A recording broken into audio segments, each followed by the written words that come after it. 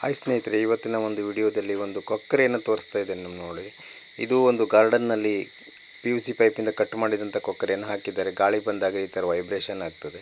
ಅದರಿಂದಲೇ ಹಾವುಗಳೇನು ಬರಲು ಸ್ವಲ್ಪ ಹೆದರಿಕೆ ಆಗ್ತದೆ. ಅದಕ್ಕೆ ಈ ರೀತಿಯಾಗಿ ಪೋಸ್ಟರ್ಗಳನ್ನು ಮಾಡ್ಬೋದು.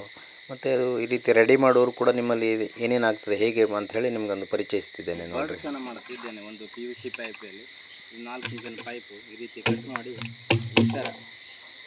ಈ ಥರ ಕೊಕ್ಕರೆಗಳು ಇದಕ್ಕೆ ಮತ್ತು ಪೇಂಟು ಮತ್ತು ಆರ್ಟ್ ಮಾಡಲಿಕ್ಕೆ ಉಂಟು. ಖಾಲಿ ಕಟ್ ಮಾಡಿದಷ್ಟು ಈ ಥರ ಹೀಗಿರ್ತದೆ. ಅದು ನಾವು ಗಾರ್ಡನ್ನಲ್ಲಿ ಹಾಕಿದವಾಗ ಈ ಗ್ರಾಸ್ ಮೇಲ್ಗಡೆ ಅಥವಾ ಪಾಟ್ ಹತ್ತಿರ ಇಡ್ಬೋದು.